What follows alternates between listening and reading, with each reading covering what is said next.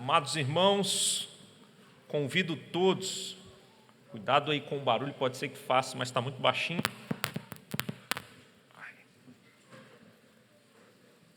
Convido todos a abrirem as Escrituras no primeiro livro de Samuel, capítulo de número 24. 1 Samuel, capítulo de número 24. Hoje nós leremos todo o capítulo 24. 22 versículos.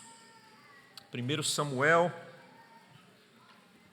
capítulo de número 24. Crianças, eu gostaria que hoje vocês fizessem um desenho de um juiz num tribunal, ok? Um juiz no tribunal. Eu acho que em algum momento lá atrás já pedi esse desenho para vocês, mas é a oportunidade que vocês têm, uma vez que vocês estão crescendo, de aperfeiçoarem. E depois a gente até comparar os desenhos de vocês, mas eu queria que vocês desenhassem um juiz no tribunal, com aquele seu martelo, né, no tribunal, ok? 1 Samuel, capítulo 24. Após a leitura, vocês, crianças, podem desenhar enquanto o pastor prega, tentando observar o que o pastor está pregando também, para melhorar aí o desenho de vocês, está certo? Farei a leitura, amada igreja, e peço que todos prestem muita atenção. É palavra do nosso Deus. Se tem alguém que nós devemos parar tudo para escutar, é o Senhor nosso Deus, e Ele fala nas Escrituras. Então farei a leitura, e eu farei o seguinte: eu não lerei todos os 22 versos agora. Eu lerei os 7 primeiros versículos, e à medida que o texto for sendo exposto, eu farei a leitura dos demais versículos, ok? Então vamos ler do 1 ao 7. Prestem atenção, diz assim a palavra do Senhor. Tendo Saul voltado de perseguir os filisteus, foi-lhe dito: eis que Davi está no deserto de En-Gedi. Tomou então Saul 3.000 homens, escolhidos dentre todo o Israel, e foi ao encalço de Davi e dos seus homens nas faldas das penhas das cabras monteses. Chegou a uns currais de ovelhas no caminho, onde havia uma caverna. Entrou nela a aliviar o ventre. Ora, Davi e os seus homens estavam assentados no mais interior da mesma. Então os homens de Davi lhe disseram: hoje é o dia do qual o Senhor te disse: eis que te entrego nas mãos o teu inimigo, e far-lhe-ás o que bem te parecer. Levantou-se Davi, furtivamente cortou a orla do manto de Saul. Sucedeu, porém, que depois sentiu Davi bater-lhe o coração por ter cortado a orla do manto de Saul, e disse aos seus homens: o Senhor me guarde de que eu faça tal coisa ao meu senhor, isto é, que eu estenda a mão contra ele, pois é ungido do Senhor. Com estas palavras, Davi conteve os seus homens e não lhes permitiu que se levantassem contra Saul. Retirando-se Saul da caverna, prosseguiu o seu caminho. Até aqui por hora, vamos orar. Senhor Deus, amado Pai, te louvamos, Deus, por Tua palavra maravilhosa, Tua palavra confrontadora, Tua palavra, ó Deus, que nos estimula a pensar, e rogo, Deus, enquanto a Tua palavra foi lida, ó Deus, que o Senhor me ajude a explicá-la, para que nós pensemos com profundidade sobre esse texto. Ó Deus, que apesar de mim e das minhas muitas limitações, que o Senhor fale ao coração dos meus irmãos, e que a Tua igreja seja edificada, que Cristo seja exaltado em nossos corações, e saímos daqui fortalecidos, desejosos de viver uma vida confiados no grande juiz das nossas vidas. Ó Deus, te suplicamos o Teu favor, no nome de Jesus. Amém. Amém. Amados irmãos, eu não sei quantos de vocês já ouviram ou já leram sobre casos, e tem diversos, se você for na internet você vai encontrar diversos casos reais de pessoas que foram lesadas por um terceiro e tentaram fazer justiça com as próprias mãos.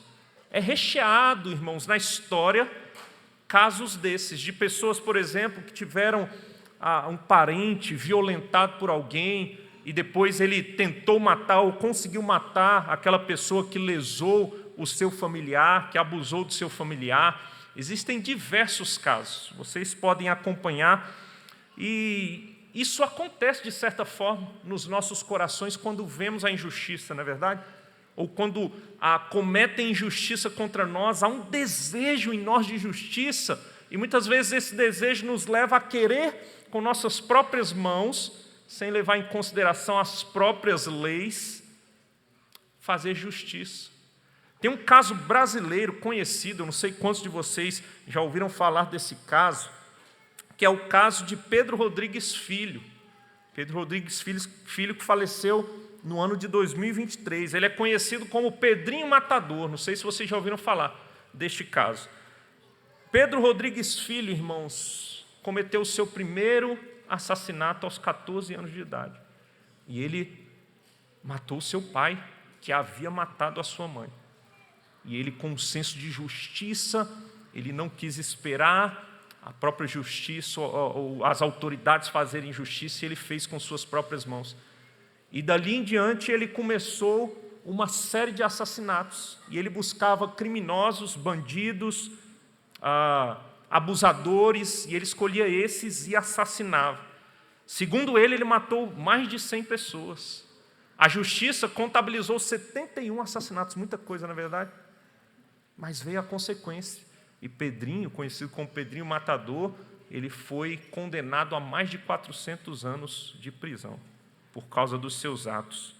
Ele cumpriu cerca de 42 anos. Grande, a maior parte, praticamente toda a sua vida adulta, ele teve que pagar pelos seus crimes. Tem suas consequências. Imagine um pai, por exemplo, que fez justiça, e tem casos desses também, alguém que acabou violentando seus filhos ou a sua esposa e ele quis fazer justiça com suas próprias mãos e depois ele tem que pagar. Às vezes a gente age assim impulsivamente, tem consequências, não é verdade? Tem consequências, porque um pai desse, muitas vezes preso, ele vai deixar de ser o protetor da sua família, tentando proteger sua família, ele vai deixar de ser o protetor no resto da caminhada de sua família. Irmãos, eu estou citando esse tipo de caso porque quando olhamos para o texto que temos diante de nós vemos algo parecido, mas uma atitude sábia e piedosa que nos instrui quanto a esse desejo de fazer justiça com as próprias mãos. Nós vemos Davi, irmãos, tendo a oportunidade e incentivado a fazer justiça com as próprias mãos, mas ele não faz isso.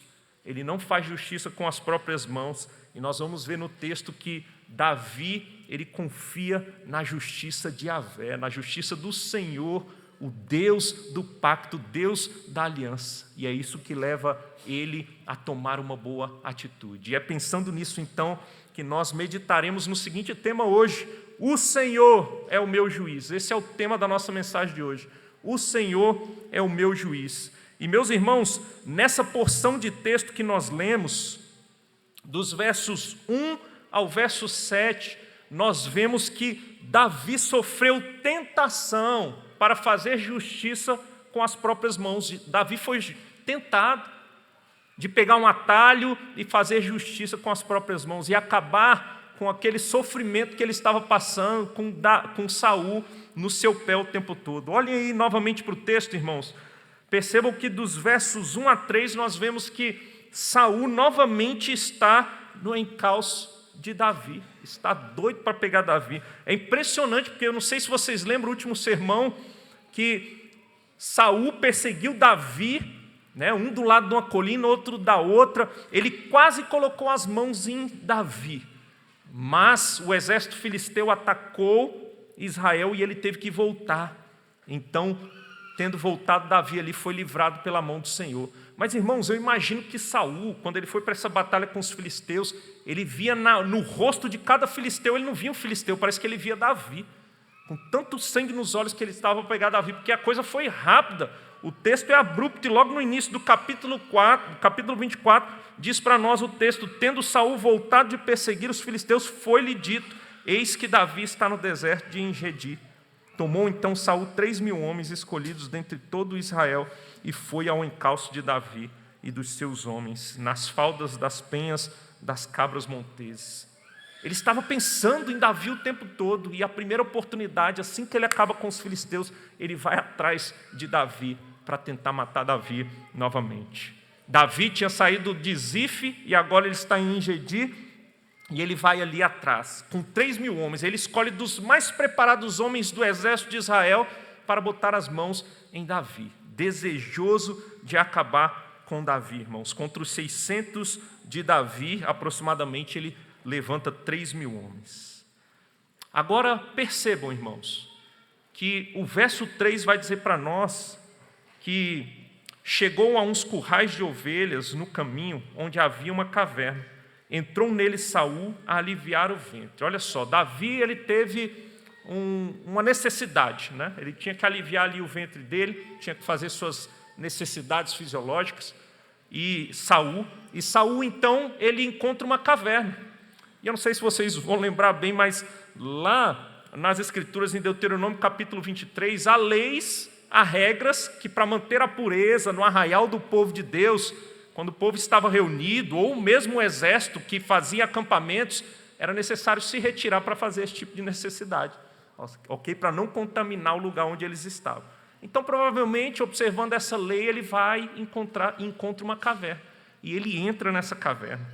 Então, ele tira ali a sua armadura, o seu manto, e ele começa a aliviar o seu ventre, diz o texto. Só que há um detalhe, e no final do texto, do verso 3, vai dizer: ora, Davi e os seus homens estavam assentados no mais interior desta caverna.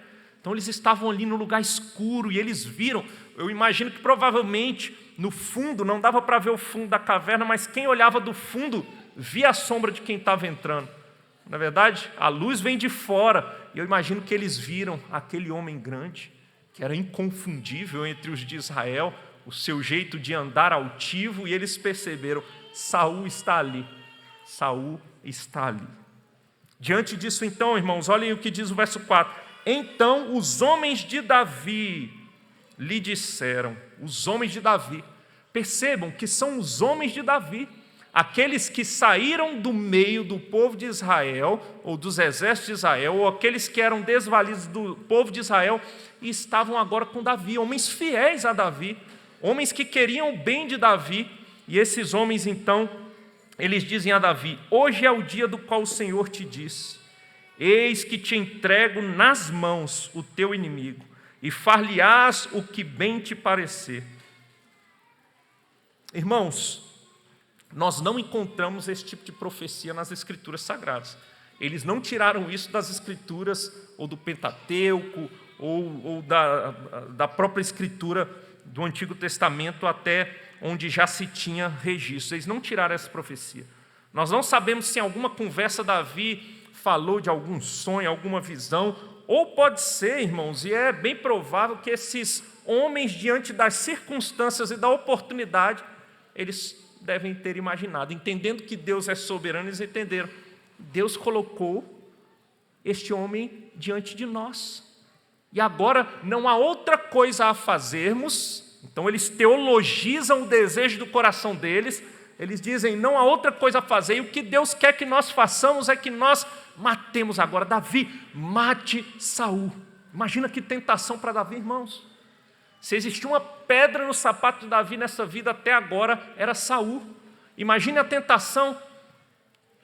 E provavelmente passou no coração de Davi esse desejo, e ele viu essa oportunidade. Mas louvado seja Deus, irmãos, que Davi era um homem piedoso. E neste momento da história de Davi, o seu coração é regido pela soberania ou a soberana vontade de Deus. E Davi, ele não cede a essa tentação, por mais bonito, por mais belo que parecessem as palavras destes homens, seus companheiros, ele não cede à tentação. Ele foi tentado, mas ele não cedeu. Diz o texto, então, que Davi, diz aí o verso 4, então os homens de Davi lhe disseram: hoje é o dia do qual o Senhor te disse: eis que te entrego nas mãos o teu inimigo, far-lhe-ás o que bem lhe parecer. Levantou-se Davi e furtivamente, então Davi foi ali, provavelmente agachadinho, sem fazer nenhum barulho, Saul aliviando o seu ventre, e ele chega por trás, e sem que Saul visse, ele não mata Saul, mas ele tira um pedaço ou a orla do manto de Saul. É o que Davi faz, é o que o texto mostra para nós. Ele tira esse pedaço do manto, irmãos. É interessante, e esse texto me faz lembrar o capítulo de número 15. Não sei se vocês lembram quando Samuel é agarrado por Saul, e Saul, naquele momento que agarra Samuel, em um dos episódios em que eles estão juntos, o manto sacerdotal de Samuel é rasgado. E esses mantos, eles tinham um simbolismo muito interessante, né? Os mantos é como se fossem um atestado de que eram homens ungidos de Deus, levantados por Deus, e não era diferente com o rei. E naquele momento, diz o texto lá em Samuel 15, 27 e 28, que, deixa eu ler aqui para vocês, para eu lembrar bem do texto, 15, 27 e 28, diz assim para nós, Virando-se Samuel para se ir, Saul segurou pela orla do manto, e este se rasgou. E olha só o que disse então Samuel: O Senhor rasgou hoje de ti o reino de Israel, e o deu ao seu próximo, que é melhor do que tu. Olha só que interessante, irmãos, o simbolismo da orla do manto rasgado, e isso acontece novamente. Davi rasga, corta a orla do seu manto, e isso, de certa maneira, estava apontando para essa verdade novamente. Provavelmente, o próprio Saul se lembrou desse episódio da fala de Samuel, se lembrando que, de fato, havia alguém mais justo que ele, havia alguém melhor, mais piedoso que ele, porque nós vemos um contraste muito claro no livro de Samuel entre o bom rei e o mau rei. E a gente sabe que até o bom rei falhou e aponta para o verdadeiro e grandioso rei, mas há uma diferença e um contraste entre Saul e Davi. E Saul, de fato, é quem reina, melhor, Davi é quem reinaria no lugar de Saul. E certamente ele se lembrou desse momento, e é um ato simbólico mostrando que haverá essa transição, sim, do reino de Israel, para que reine um rei mais justo. E diz o texto ainda: sucedeu, porém, que depois sentiu Davi bater-lhe o coração por ter cortado a orla do manto. Davi, irmãos, sentiu até por ter cortado a orla do manto. Ele não matou Davi, ele foi tentado a isso, mas só de cortar a orla ele sentiu. Porque Davi, irmãos, de fato, tinha esse coração piedoso. Ele não queria desonrar Saul de maneira alguma. Mesmo sendo esse rei mau que estava o perseguindo injustamente, Davi sabia que deveria sempre fazer a vontade de Deus, submeter à vontade de Deus. E o texto na sequência vai dizer o porquê. E disse aos seus homens Davi: o Senhor me guarde de que eu faça tal coisa ao meu Senhor, isto é, que eu estenda a mão contra ele, pois é o ungido do Senhor. O ungido do Senhor. Irmãos, por pior que fosse Saul, por mais injusto, por mais incrédulo, por mais digno de ser morto que fosse Saul aos olhos humanos, quem havia levantado ele como rei tinha sido o próprio Deus. Yahvé, o Senhor sobre Israel, o soberano que faz a sua vontade. Davi aqui, irmãos, está temendo acima de tudo. Não é Saul que ele está temendo. Saul estava de fato nas mãos dele. Ele poderia fazer o que ele quisesse, mas ele temia o Senhor. E uma vez que foi Deus quem ungiu Saul, Davi está dizendo: só Deus pode tirá-lo dali. Não sou eu quem vou tirar. Por mais que eu esteja sendo tentado, por mais que meus homens queiram que eu faça isso, eu não farei, porque eu vou honrar o nome do Senhor. E o Senhor que ungiu, é Ele quem abate, não sou eu. Foi o Senhor quem ungiu. Ele era ungido do Senhor, escolhido pelo próprio Deus, ungido por Samuel, enviado pelo próprio Deus para ungir Saul. Então só Deus poderia fazer isso, e Davi entendeu essa verdade muito bem, irmãos. Que tentação, não é verdade? Que tentação de fazer justiça, mas Davi foi piedoso, e ele conhecia a vontade de Deus e sabia quem era o seu Deus. O verso 7, para finalizar essa parte, irmãos, a explicação dessa parte, desse pequeno trecho, diz o seguinte: com estas palavras Davi conteve os seus homens. E é interessante que o verbo conteve no original aqui, ele está no piel, no hebraico, que traz a ideia de uma ação intensiva. Então é mais do que conter. Seria talvez uma ação um tanto quanto violenta. Talvez Davi tenha usado palavras duras para ameaçar seus homens: vocês não vão levantar a mão contra Saul. Ele não somente não mata Saul, mas não deixa seus homens fazerem. E ele usa palavras duras, irmãos. E a gente aprende uma coisa aqui. A gente aprende uma coisa aqui, irmãos, que para que a vontade de Deus seja estabelecida, por vezes, nós vamos ter que ser pacientes e mansos com os de fora, e às vezes é necessário falar duro com os de dentro, para que a vontade de Deus prevaleça. Foi o que Davi fez. Com os seus ele foi duro. Com Saul ele foi cordial. Com Saul ele foi cavalheiro e não colocou as mãos sobre Saul, mas ele estava disposto a colocar a mão em um dos seus se esses se levantassem contra o ungido do Senhor. É o que o texto está mostrando para nós. Irmãos, quantas coisas nós aprendemos aqui.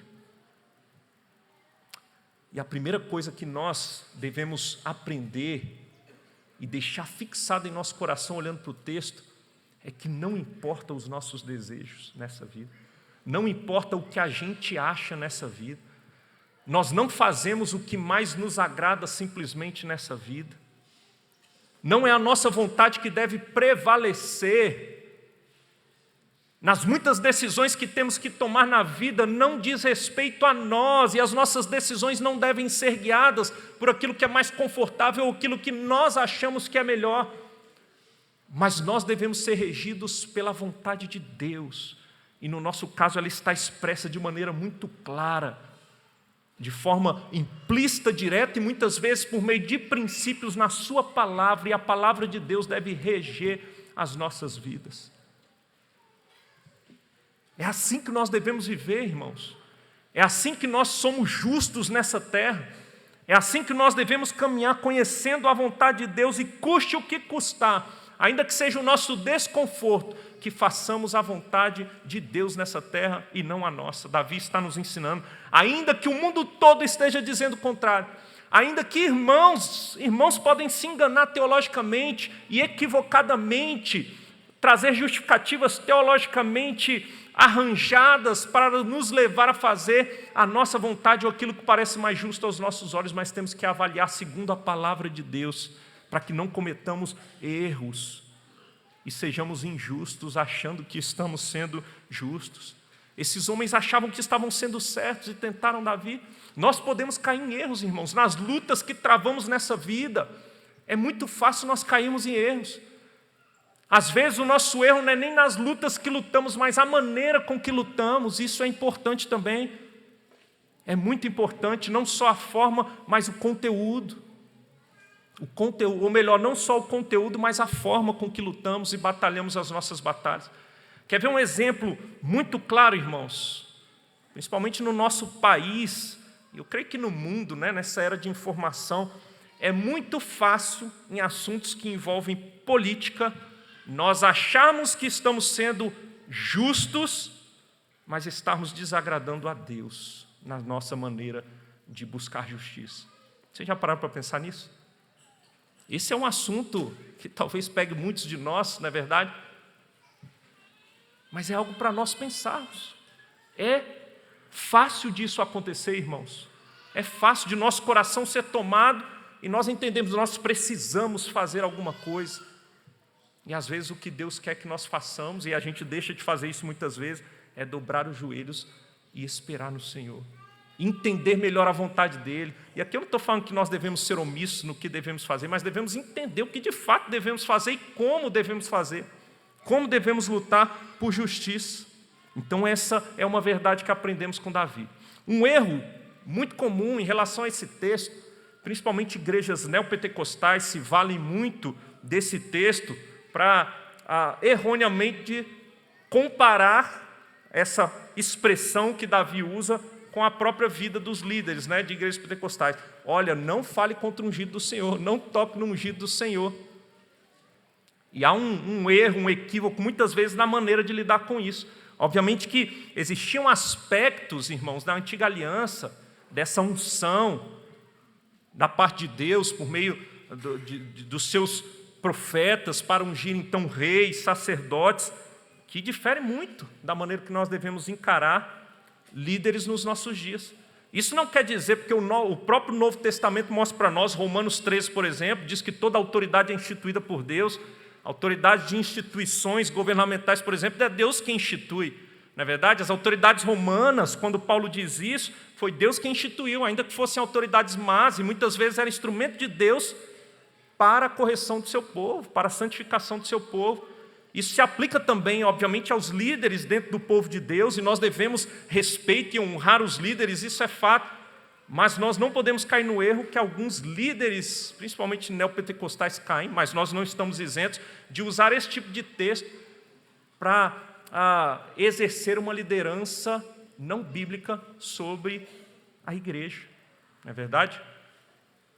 Por exemplo, isso não quer dizer, olhando para esse texto, que nenhum dos irmãos pode sentar com um membro do conselho, por exemplo, e questionar alguma coisa porque está em dúvida, não é verdade? Não, os irmãos podem e devem, né? E nós, como conselho, ficamos felizes quando isso acontece. Isso é algo bíblico e nós vemos, ao contrário do que alguns líderes vão ver por aí, nós vemos isso como respeito às autoridades, ok? Quando vão tirar dúvida justamente com a liderança que o Senhor instituiu. Então é importante nós observarmos esses detalhes, irmãos, para não nos valermos de textos como esse para caminharmos de maneira equivocada. Tanto nós como igreja, como nós liderança, e assim fazermos bom uso das verdades das Escrituras. Eu me lembro, certa vez, minha mãe ela foi de uma seita, né? E eu não tenho problema de falar que seita era essa. A IPB reconhece como seita hoje, abertamente, que é a seita chamada Igreja Universal do Reino de Deus, do Edir Macedo. E eu lembro que eu estudando a Bíblia depois da minha conversão com minha mãe, mostrando para ela, isso está errado, não é assim que funciona, isso está equivocado. E ela, uma vez, eu falei mal de alguns procedimentos do Edir Macedo, algumas pregações, algumas falas dele. Minha mãe, meu filho, vira essa boca para lá, morrendo de medo. Não fala do ungido do Senhor, Deus vai mandar um raio na sua cabeça. Você não fala do ungido do Senhor. Né? E é um equívoco, irmãos, ainda mais dessas seitas, onde esses homens se autodenominam líderes, né, e são tiranos. Não é assim que funciona. Irmãos, para finalizar esse ponto, já está longo, deixa eu avisar para vocês que hoje não tem escola bíblica dominical, tá bom? Então fiquem tranquilos, mas eu também não vou abusar, tá certo? Cuidado com o ungido do Senhor. Não pense em maldade. Mas, irmãos, o que esse texto mostra para nós é que os fins jamais justificarão os meios, ok? Os fins jamais justificarão os meios. E sabe quem é que é o nosso grande exemplo nessa verdade? É o próprio Senhor Jesus. Se vocês se lembrarem bem, lá em Mateus capítulo 4, o Senhor Jesus, no início do seu ministério, ele é levado ao deserto e ele é tentado por Satanás. E sabe o que Satanás estava tentando o Senhor Jesus, irmãos? Satanás estava tentando Jesus para que Jesus pulasse a cruz para estabelecer o seu reinado. Ele sabia que ele seria rei. Ele sabia sim que ele precisava morrer, pagar os pecados e ele reinaria. E Satanás, nas suas propostas indecentes, teologicamente arranjadas, mas mal arranjadas, ele é um herege. Ele tentou o Senhor Jesus, mas o Senhor Jesus não cedeu, irmãos. Satanás chegou a colocar o Senhor Jesus diante dos reinos da terra e dizer: me adora só um pouquinho, e eu darei todo esse reino, ou esses reinos, a você. Imagine que o Senhor Jesus, diz as Escrituras, que ele foi tentado, mas em nada pecou. Vocês lembram que o Senhor Jesus, no Getsemane, ele transpira gotas de sangue, sabendo que ele passaria na cruz do Calvário, ele chega a pedir 3 vezes ao Senhor, se possível, passe de minhas cálices. Certamente era uma tentação, irmãos, ou tenha sido uma tentação real para o Senhor Jesus, pular a cruz, pular a humilhação, a ignomínia na cruz do Calvário, mas ele faz a vontade do Pai, ele não cede às tentações, e ele é o nosso grande exemplo de que vale a pena fazer a vontade de Deus, custe o que custar. Para o Senhor Jesus custou a cruz, mas louvado seja Deus, ele sabia da alegria que lhe estava proposta. Ele seria feito ignomínia, mas ele olhava para a alegria que lhe estava proposta. E nós devemos olhar também para a alegria que nos está proposta. Se somos fiéis, isso confirma uma fé verdadeira, irmãos. Então sejamos fiéis em tudo, sem ceder às tentações, fazendo a vontade de Deus, porque vale a pena servir com nossas vidas, integridade, aquele que deu a vida por nós. Vale sempre a pena, vale sempre. Não caiamos em tentação. Mas, irmãos, o texto não para por aqui. Em segundo lugar, dos versos 8 a 15, nós vemos a confiança de Davi no juízo do Senhor. Ele crê que o Senhor é o justo juiz. Olhem aí para o texto, vou ler do verso 8 ao verso 15. Diz assim: Depois também Davi se levantou e, saindo da caverna, gritou a Saul, dizendo: Ó rei, meu senhor! Olhando Saul para trás, inclinou-se a Davi e fez-lhe reverência. Olhando Saul para trás, inclinou-se Davi e fez-lhe reverência com o rosto em terra. Disse Davi a Saul: Por que das tu ouvidos às palavras dos homens que dizem: Davi procura fazer-te mal? Os teus próprios olhos viram hoje que o Senhor te pôs em minhas mãos nesta caverna, e alguns disseram que eu te matasse, porém a minha mão te poupou. Porque disse: Não estenderei a mão contra o meu Senhor, pois é o ungido de Deus. Olha, pois, meu pai, vê aqui a orla do teu manto na minha mão. No fato de haver eu cortado a orla do teu manto sem te matar, reconhece e vê que não há em mim nem mal nem rebeldia, e não pequei contra ti, ainda que andas à caça da minha vida para matirares. Agora preste atenção, verso 12 e 15 são chave. Julgue o Senhor entre mim e ti, e vingue-me o Senhor a teu respeito, porém a minha mão não será contra ti. Dos perversos procede a perversidade, diz o provérbio dos antigos, porém a minha mão não está contra ti. Após quem saiu o rei de Israel? A quem persegue? A um cão morto? A uma pulga? Seja o Senhor o meu juiz, e julgue entre mim e ti, e veja e pleiteie a minha causa, e me faça justiça e me livre da tua mão. Louvado seja nosso Deus, irmãos. Que maravilha e que texto maravilhoso. Davi tinha uma motivação para agir dessa maneira.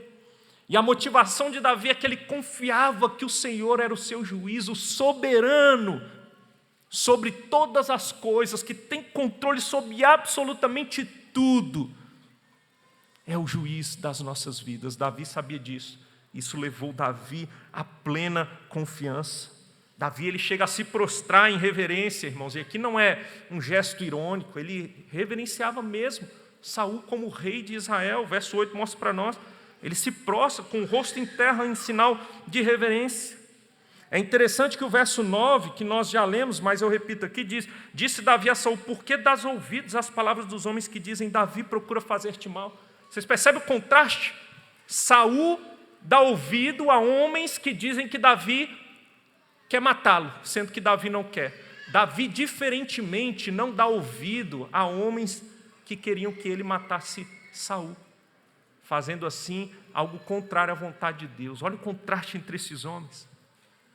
Há um contraste muito grande. Um quer fazer a sua própria vontade, um está movido por inveja, um está movido pelo engrandecimento do seu próprio nome, ou medo de perder o seu reinado. Um está olhando só para si mesmo, o outro abre mão de si e olha para a vontade de Deus, e faz a vontade de Deus. Davi reconhece a soberania divina. Olha aí o verso 10, ele entende que de fato, até o fato de Saul dar uma dor de barriga ali naquele momento, irmãos, está dentro da soberania divina, era o momento certo, aquilo tinha que acontecer, mas não para que Davi o matasse, mas para que todo esse cenário fosse estabelecido, para mostrar a fidelidade de Davi, para mostrar a confiança que ele tinha no Senhor, para que não só Saul fosse confrontado, mas que esse texto fosse registrado para edificação nesse mundo de injustiça em que nós vivemos hoje, para que nós fôssemos edificados e fortalecidos, encorajados a confiar no Senhor. Então o verso 12 vai dizer para nós, e essa é a base, é o fundamento para Davi agir do jeito que ele agiu. Ele diz: julgue o Senhor entre mim e ti, vingue-me o Senhor a teu respeito, porém a minha mão não será contra ti. O Senhor fará justiça. Irmãos, no verso 15 ele ainda diz: seja o Senhor o meu juiz, e julgue entre mim e ti, e veja e pleiteie a minha causa, e me faça justiça e me livre da tua mão. Que aula que Davi está dando para nós aqui de confiança, irmãos. Nós já vimos em alguns textos passados que muitas vezes o nosso desespero, o medo é resultado da falta de confiança no Senhor. Muitas vezes o medo que nos paralisa e nós ficamos totalmente parados é resultado da falta de confiança no Senhor. Mas esse texto vai mostrar para nós que às vezes os nossos movimentos, não a apatia ou não a espera, mas os nossos movimentos também podem ser fruto de uma falta de confiança no Senhor e na sua justiça. Davi não deu lugar a essa tentação, porque Davi entendia que o Senhor era o seu juiz. O Senhor que havia feito promessas, que Ele reinaria, e crendo nessas promessas, ele cria que o Senhor faria juízo no tempo oportuno, no tempo do Senhor, no tempo perfeito. Essa era a confiança de Davi, irmãos. Seja o Senhor o meu juiz. Pergunta que eu faço é, diante das injustiças, talvez particulares que você tem sofrido, diante das injustiças que nós vemos no nosso país, diante das injustiças que nós vemos no mundo, sinceramente, onde é que está a sua confiança? Você crê que o Senhor conhece os intentos do coração e as ações de todos os homens e que nada foge ao seu olhar? O olhar do onisciente? Você não somente crê nisso, mas você crê que Ele não está inerte, que Ele não é leviano, mas que Ele cumpre, irmãos, a sua justiça de maneira plena. Aquele que tem controle, Ele executa a sua justiça. Você crê nessa verdade? Ou você é daqueles desesperados que pensam o tempo todo, precisamos fazer alguma coisa, eu preciso fazer alguma coisa, eu preciso de alguém, ou de um salvador humano que vai fazer alguma coisa por mim? É nisso que você tem colocado a confiança? Ou é no Senhor, entendendo que Ele é o seu juiz? Das suas causas próprias, irmãos, aqui eu não estou falando que você não pode usar a lei para lutar pelas suas causas próprias, mas no seu coração, a sua confiança está em quem? Você confia ou não no Senhor? Você tem o Senhor como juiz da sua vida, irmãos. Ele é o grande juiz. Deixa eu dizer uma coisa para vocês nesta manhã, e não percam isso de vista: nada, absolutamente nada nessa terra foge aos olhos do Senhor. E Ele está agindo e Ele agirá. Nada escapará do juízo do nosso grande juiz, o Senhor de toda a terra. Nada, absolutamente nada. E nós podemos descansar nessa verdade. Deem um pulo comigo lá em Romanos, capítulo de número 12. Romanos, capítulo 12. Vou esperar você abrir. Enquanto isso, eu dou um golinho na minha água.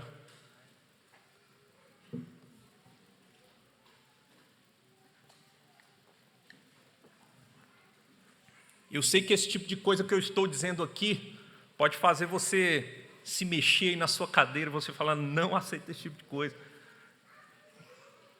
Nós devemos agir, nós devemos fazer algo. E eu creio que devemos sim, mas com sabedoria. E há momentos que a nossa ação vai ser esperar no Senhor. Mas olha só, no capítulo 12 de Romanos, irmãos, capítulo que no início há aquele chamado para que nós vivamos uma nova vida no Senhor, né, para que nós ofereçamos nosso corpo como culto, como sacrifício, né, ao nosso Deus. A nossa vida é para o Senhor. A partir do versículo 9, irmãos, nós vamos ter exortações para a forma de como nós devemos agir nessa vida, evidenciando virtudes da parte do nosso Deus, virtudes de uma vida piedosa, de como devemos agir. E aí, a partir do verso 17, olha o que diz o verso 17: não torneis a ninguém mal por mal. Esforçai-vos por fazer o bem perante todos os homens, se esforcem pelo bem. Se possível, quanto depender de vós, de cada um de nós, tende paz com todos os homens. A paz é um alvo que deve estar no nosso coração. E ela deve reger as nossas ações, as nossas atitudes, a maneira de enxergar a vida, a maneira de lidar até mesmo com os nossos inimigos. Não vos vingueis a vós mesmos, amados, mas dai lugar à ira, porque está escrito: a mim me pertence a vingança, eu é que retribuirei, diz o Senhor. Você confia nessa verdade? Que Deus retribuirá e que a Ele pertence a vingança? Ele é o grande vingador santo. que vingará toda a injustiça. O Senhor, Ele é justo juiz e nós devemos confiar. E aí ele continua: pelo contrário, se o teu inimigo tiver fome, dá-lhe de beber. Se tiver sede, dá-lhe de beber. Dá-lhe de comer, dá-lhe de beber, porque fazendo isto, amontoarás brasas vivas sobre a tua cabeça. Não te deixes vencer do mal, mas vence o mal com o bem. Você já parou para pensar nessa possibilidade? Uma vez que o Senhor é o justo juiz e você entrega a justiça nas mãos dele, você já parou para pensar que você deve amar? E aqui eu não estou falando de um amor romântico e um amor que concorda com tudo, que esse amor é um amor não bíblico, mas você já parou para pensar que nas suas ações você deve amar os seus inimigos? Você deve amar até aqueles que te perseguem. Na maneira de você enxergar eles, você deve ser misericordioso, gracioso. A maneira que você lida com eles, talvez você até ganhe, que eu já estou até pulando para o próximo ponto, mas talvez resultados maravilhosos fluam, irmãos, do amor nosso aos nossos inimigos. Já pararam para pensar nessa possibilidade? De ganhar o inimigo pelo amor, pelas suas ações, pela maneira que você lida com ele? Você tem buscado a paz com todos, confiando que o Senhor fará a justiça? Ou você é aquele que se levanta, qualquer briga você está no meio? Precisamos abrir mão, irmãos, da nossa justiça própria. O problema é que nós temos uma justiça própria lá no fundo do nosso coração. E nós lutamos com a nossa justiça própria, que na verdade não existe. Nós não somos justos em nós mesmos. Não há justiça própria da nossa parte. Nós às vezes olhamos para os outros achando que os outros são injustos, nós somos bons demais. E isso faz a gente lidar com as pessoas da maneira que nós lidamos. Eu sei que tudo isso que eu estou falando é contra-intuitivo, é antinatural, porque esse não é o desejo do nosso coração. Há vezes, irmãos, que será melhor, e a melhor decisão que tomaremos é esperar no Senhor. Lá na primeira carta de Paulo aos Coríntios, no capítulo 6, versos 7 e 8, quando Paulo está tratando ali de litígios entre os próprios irmãos, para que isso não vá para a justiça comum, para que os ímpios julguem as nossas causas, é necessário que nós tenhamos disposição até mesmo de sofrer o dano. Será que nós temos essa disposição de sofrer o dano, sabendo que o irmão cometeu injustiça contra nós, mas pela honra do nome do Senhor eu sofro o dano?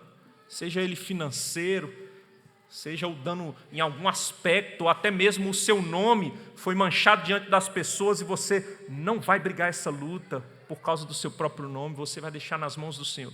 Será que isso é uma possibilidade para você? O Senhor é o nosso juiz, irmãos, e Ele faz justiça e nós devemos confiar que o Senhor é o nosso juiz. Por fim, irmãos, nós vemos os resultados da confiança na justiça do Senhor. Versos 16 a 22, diz o texto para nós. Deixa eu voltar aqui. Versos 16 a 22, diz assim: tendo Davi acabado de falar a Saul todas essas palavras, disse Saul: é isto a tua voz, meu filho Davi? E chorou Saul em voz alta. Disse a Davi: mais justo és do que eu, pois tu me recompensaste com bem, e eu te paguei com mal. Mostraste hoje que me fizeste bem, pois o Senhor me havia posto em tuas mãos, e tu me não mataste. Porque quem há que, encontrando o inimigo, o deixa ir por bom caminho? O Senhor, pois, te pague com bem, pelo que hoje me fizeste. Agora, pois, tenho certeza de que serás rei, e de que o reino de Israel há de ser firme na tua mão. Portanto, jura-me pelo Senhor que não eliminarás a minha descendência, nem desfarás o meu nome da casa de meu pai. Então jurou Davi a Saul, e este se foi para a sua casa, porém Davi e os seus homens subiram ao lugar seguro. Irmãos, que maravilha o que esse texto mostra para nós. Nós vemos, e a gente sabe, é verdade, nós vamos chegar lá, eu sei que a maioria de vocês já leu todo o livro de Samuel, e a gente sabe que Saul voltará a perseguir Davi, mas isso não está na conta de Davi, não está no controle de Davi. Mas nesse momento imediato, Saul chega a se quebrantar e ele chora. E não há indícios aqui de que tenha sido um choro falso. Naquele momento parece que ele caiu em si mesmo. Obviamente que no seu coração foi cultivada a malignidade, e posteriormente ele voltou a perseguir Davi, mas nesse momento ele, de certa maneira, se quebranta. Ele chama Davi de meu filho. E o verso 17 e 18 mostra para nós que Saul reconhece a bondade e a justiça de Davi. Agora é o próprio Saul que está reconhecendo o contraste entre ele e Davi. E ele está dizendo, eu não sou justo como você é justo, Davi. Eu sou mau e eu estou agindo com malignidade, mas você é bom e você é justo. Agora dos lábios do próprio Saul, ele reconhece que Davi é justo e ele é mau. Isso é o resultado. Verso 20 mostra que Saul ainda reconhece Davi como o próximo rei de Israel. Ele não queria reconhecer isso de jeito nenhum. Inclusive ele quer matar Davi justamente para não reconhecer. Mas agora ele reconhece, você será o próximo rei. Não tem jeito, é você mesmo, por causa da sua maneira de ser, não tem jeito de ser outro. Agora, pois, tenho certeza de que será rei, e de que o reino de Israel há de ser firme na tua mão. É como se ele estivesse dizendo, na minha mão está um caos, mas na sua mão será outra coisa. Ele está reconhecendo, irmãos, de fato. E aí, por fim, ele pede para que Davi faça um juramento de manter a sua descendência, e Davi jura. E Davi é homem fiel, e a gente sabe, a gente vai ver isso lá na frente, no 2 Samuel capítulo 9, que ele cumpre a sua promessa, quando ele é benevolente para com Mefibosete, filho de Jonatas, não eliminando por completo a descendência de Saul. Davi é fiel. A gente sabe que Saul não, porque Saul logo vai voltar a perseguir Davi. Mas Davi é fiel. Isso traz resultados, irmãos, traz resultados. E o resultado aqui, nós vemos esse resultado imediato, mas o resultado principal é a honra do nome do Senhor. E o nome do Senhor foi honrado por meio das ações de Davi, da confiança de Davi. Esse é o resultado. Irmãos, deixa eu correr aqui para caminhar para encerrar. Talvez vocês relembrem aqui, vocês lembrem de 1 Pedro, capítulo 3, verso 15. Nós temos um texto que é muito conhecido como um imperativo apologético para a igreja do Senhor. Não é verdade? Nós somos chamados a dar razão da esperança que há em nós. Nós devemos dar resposta, nós devemos estar afiados e conhecer as verdades de Deus e aquilo que nos perguntaram. E não somente perguntar, mas nós devemos nos utilizar do convívio e relacionamentos para nós defendermos a fé cristã. Isso é fato e nós somos chamados a isso. Mas esse texto nos ajuda e faz um casamento muito interessante com o verso 16 do capítulo 3 de 1 Pedro, que diz a forma com que nós devemos defender a nossa fé. E sabe como é que nós devemos fazer isso? Fazer essa apologética, fazer a defesa da nossa fé?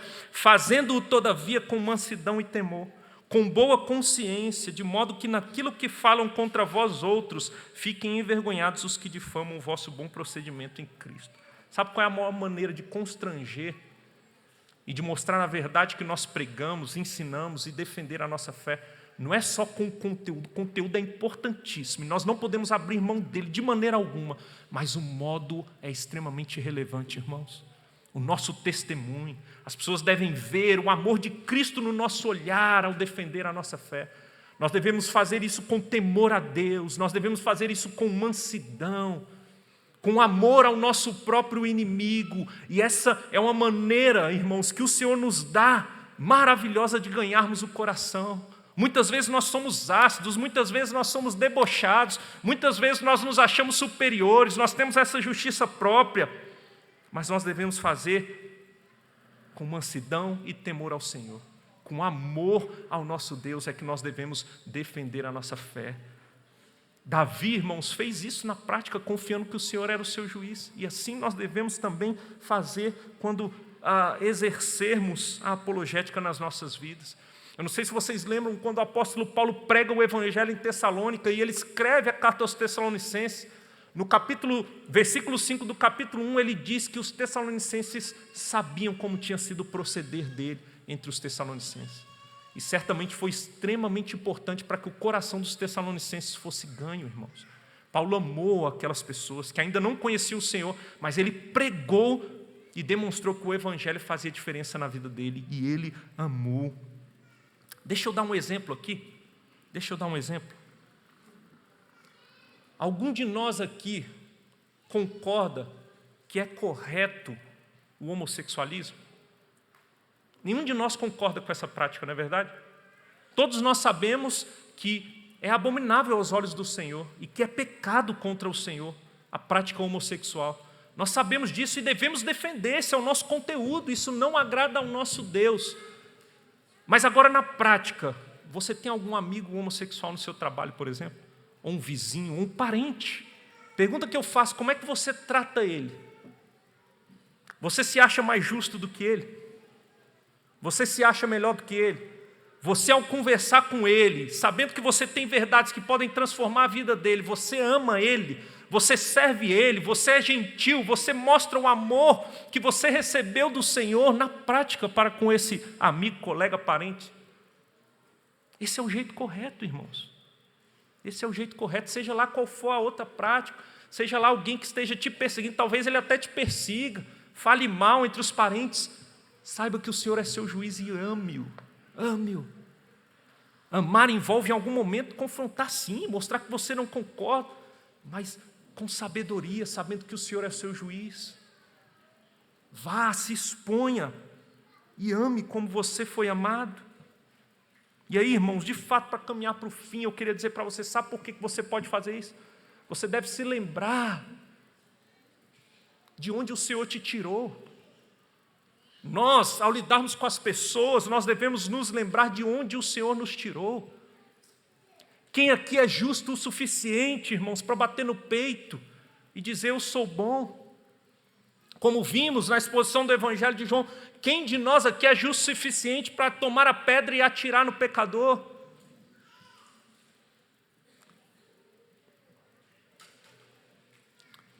Quem de nós, irmãos, é suficiente em si mesmo? E quando nós agimos assim, sem lembrar que o Senhor foi gracioso e misericordioso conosco, nós nos tornamos incrédulos na justiça e no juízo do Senhor. Lembre-se de onde o Senhor tirou todos os dias, lembre que Ele te salvou, e a salvação pertence a Ele, não é porque você é bom. Eu não sei se vocês perceberam, eu pulei o verso 9, mas no verso 9 tem uma pergunta intrigante. E a pergunta é a seguinte, de Saul: porque quem há que encontrando o inimigo o deixa ir por bom caminho? Quem é que encontrando o inimigo deixa o inimigo ir por bom caminho, tendo a oportunidade, a faca e o queijo na mão de fazer a justiça própria prevalecer? Quem é que deixa o inimigo ir? Sabe qual é a resposta, irmãos? É Cristo. A resposta macro, obviamente que Saul estava longe de entender essa verdade, mas a resposta para nós, que temos todo o cano nas nossas mãos, é Cristo. Cristo olhou para nós, cada um de nós, como seus inimigos, merecedores de justa condenação, e se Ele nos condenasse, Ele estaria aplicando a sua justiça, Ele poderia, e Ele resolveu ser gracioso, misericordioso conosco, e Ele olhou para cada um de nós, inimigos seus, maus, é o que nós somos em nós mesmos, irmãos, merecedores dessa condenação, e Ele resolveu amar, e Ele nos amou, de tal maneira que deu o seu Filho unigênito. Ele deu o seu Filho unigênito para pagar na cruz os nossos pecados. Se nós não olharmos para essa verdade, se essa verdade e nós vemos que Ele é justo e Ele cumpriu a sua justiça na pessoa de Jesus Cristo, nós não conseguiremos confiar e descansar na justiça de Deus para agir na nossa caminhada, na jornada, na peregrinação nesse mundo. Confie no Senhor, Ele é o justo juiz, e Ele resolveu aplicar a sua justiça sobre o seu Filho para que nós fôssemos salvos e libertos da condenação. E é baseados nisso que nós podemos viver uma vida piedosa como Davi, entendendo que o Senhor é o nosso juiz, entendendo que pelo zelo e às vezes por não querer fazer o contrário da vontade de Deus e esperar, nós estamos nas mãos do Senhor. Estamos nas mãos do Senhor, Ele fará justiça. Talvez você pense, mas pastor, em determinadas situações, se não fizermos nada, nos matarão. Irmãos, quando tirarem nossa vida, nós estaremos com o Senhor. Nós estaremos com o Senhor. Inclusive os homens maus, que às vezes nós pensamos, eu tenho que fazer alguma coisa contra determinados homens maus. Se eu tiver uma oportunidade, eu vou pegar um tal juiz que acha que é dono dos céus e da terra, e eu mato ele, e eu vou ser um herói. Deixa a justiça nas mãos do Senhor. Deixa eu dizer uma coisa para você, o mais tirano e vil pecador que já pisou nessa terra, ele foi alvo da graça e da misericórdia de Deus, enquanto esteve vivo. Sabe quem é que dá cada fôlegozinho de respiração para os grandes tiranos dessa terra?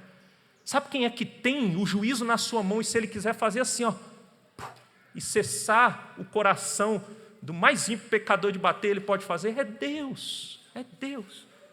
É Deus, e Ele está cumprindo o seu juízo e a sua justiça, e nós devemos confiar. Ele já deu a vida por nós, e isso é suficiente, irmãos, para que confiemos nele e sigamos por fé, confiados no nosso Deus. Vamos orar? Curve sua cabeça, vamos orar, e após a oração cantaremos mais um cântico de louvor ao nosso Deus. Oremos. Senhor Deus, amado Pai, te louvamos, Deus, pela Tua palavra bendita. Te louvamos pela Tua palavra, que, como eu disse aqui durante o sermão, ela é antinatural, é contraintuitiva, ela vai contra os desejos do nosso coração, mas ela nos confronta mesmo, Pai. Ela nos confronta, e só quem de fato foi alvo do amor do Senhor entende essas verdades. Só quem conhece o Senhor verdadeiramente, está caminhando em conhecer, vai conseguir descansar diante das injustiças. E aqui não é um chamado à apatia, porque há coisas que podemos fazer dentro da justiça dos homens e, sobretudo, diante da justiça do Senhor, mas em muitos casos deveremos descansar e não sermos guiados pela justiça própria. Mas só quem entendeu o Evangelho poderá assim viver. Ó Deus, então ajuda-nos nisso, Pai.